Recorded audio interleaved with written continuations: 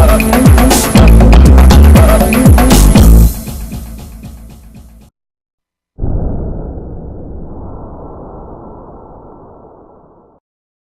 I'm your host Narmeen. Welcome to the Magic Mantra Small Business Showcase. Today we are meeting the co-founder of Gorapalli Exclusives, Mrs. Poonam Singhal. Welcome. Hi Narmeen, it's great to be here. How are you doing? Very well. It's a pleasure to have you here. Thank you. Running a small business is not easy. There are so many ups and downs, but small business owners are tough.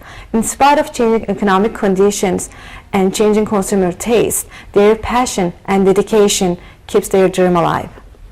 Gorapalli Exclusives produces and distributes high-end Christmas ornaments, jewelry, and greeting cards that are made under fair trade condition that empowers women. So Poonam, can you please tell us about yourself and how did you get started in this business? I started out in 1996. I was home with my daughter.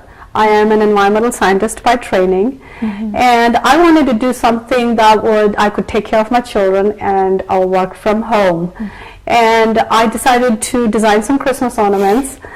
They were black, and get them made in India. I trained some women who would make them in India and try and distribute them in United States. That's very nice. Did you have any background in creative arts? No, I am absolutely a scientist. Like I told you, I had black Christmas ornaments. I had never even paid attention to what colors go around. And actually, when I put out the black ornaments, they told me to go and check out. Christmas is red and green, not black and gold. That's what I had in colors. I see. So we heard that you were about to close down your business at some point. What changed your mind? Well, that's true. I had never been in business before this, and I had underestimated how hard it is to run a business. And I was actually trained in something else, doing research, and for me that was much easier. And after trying to tough through it for a year or so, I actually went back to India to tell the women that I was going to discontinue the business. So we heard that at some point you were ready to close down your business. And what changed your mind? Well, that's correct. I was planning to close the business because I had never been in business before I started this business, and I had underestimated how hard it is to run a business. So after trying to tough it through for a year or so, I went back to the women that we had trained, and I told them that I was gonna not continue. It's one thing to close down a business, but to stand in front of 35 women and tell them that this is it was really hard because they responded to me. It's like, what's going to happen to us? And frankly speaking, I was just thinking about myself. I never really thought what was going to happen to them once I discontinue. I really did not realize how much they were dependent on it now. So what happened after that? Well, after that, I decided that if I was going to do this, I was going to do it the right way. Because these women were looking for the same thing that I was looking for. They wanted to stay home. They wanted to work with their family. They wanted to be financially independent. They were looking for choices. And it's the same thing that I was looking for in terms. And at that point, I decided this was going to be like a grassroots operation where everybody participates in the same capacity. And so from that point onwards, instead of being a standard business, this turned into a fair trade business. So from your observations and experiences, how do you think that this experience changed their lives? Well, the women in India, especially like the women that we work with, are not skilled. Were not skilled. Now they are skilled. Most of them were stay at home, either moms or even unmarried girls. We have a lot of unmarried girls that work with us, and they were basically didn't have choices. And empowerment is all about having a choice, being able to make a decision on your own. I'll give you a story. There was one time I was working on a project with the women. We used to go down to the village every day. And there was a lady who asked me if we could come. I used to take me a while to get there. It was like 10 o'clock by the time I would get there. And she says, well, can you come early? I was like, why? So see that, the husband's gone to the farm early in the morning, the animals are taken care of, the children are gone to the school. Now, after that, if you would come early, I wouldn't have time to argue with my mother-in-law. So, then when the husband comes home in the evening, I get into trouble with my husband because I had an argument with the mother-in-law. So, they would, and for them to be able to get out of the house and go to that tree under which we used to gather was a choice they had that they could do. So, what are the other challenges that you had to face? Well, we had multiple challenges, both in terms of production and distribution. And like I mentioned, initially for us, it was an issue of getting enough women to be a party in it.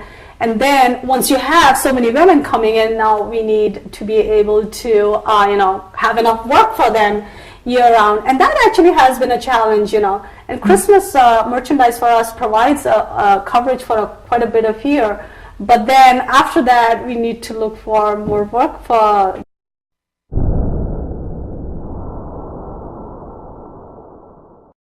the women.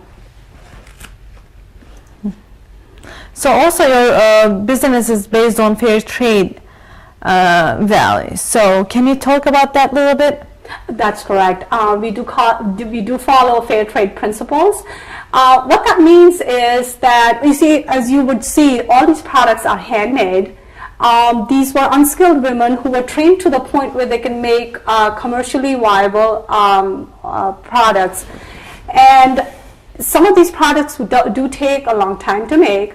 Our aim in paying the women are paid per piece.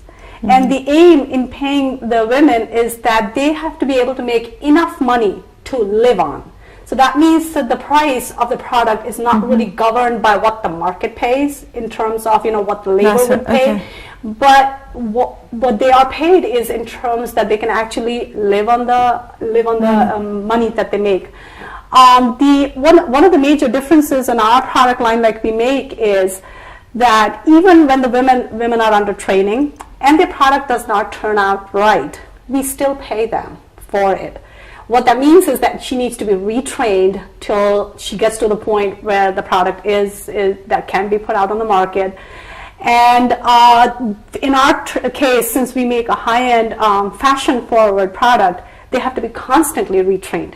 And we have to keep redevising the techniques so that the product can be made within a manageable amount of time that she can make a living expense. What it also means is not only do we provide them with the money, but we do provide them with medical care. We have volunteer doctors that go in. We pay for their child education. That has been a big challenge, the child education, because we would pay and the children would not go to school. And so we learned that now when we pay for that is they have to show us that the child is actually passing the class. We want to guarantee that the child goes to school. These are some of the additional things that we provide to them. We also have a group leader so that there is a chance for them to grow within the group. There's a group leader, so if they become very good at it, they become the leader. Women also design. A lot of these products are designed by the women. That is also part of fair trade where they participate. They're not told to do that, but this is what they want to do. So a lot of our snowflakes are actually designed by the women. Initially, we just taught them the concept of snowflake, and God, once they got it, I had snowflakes coming out of my ears. So Poonam, actually I'm really impressed what you have done here, honestly, for this woman, what you have done with everything, with their lives. And I see that you have great products here. Looks like a lot of work went into them. They look amazing. So can you talk to me about them a little bit? I see amazing cards here, like a little bit snowflake here. This looks gorgeous. Honestly. Yeah, that is actually one of the snowflakes that the women designed, and you can see it's very detailed, very high quality. And we actually designed them, we taught them the concept of snowflakes, and once they got it, they just shape it in all kinds of ways. You can see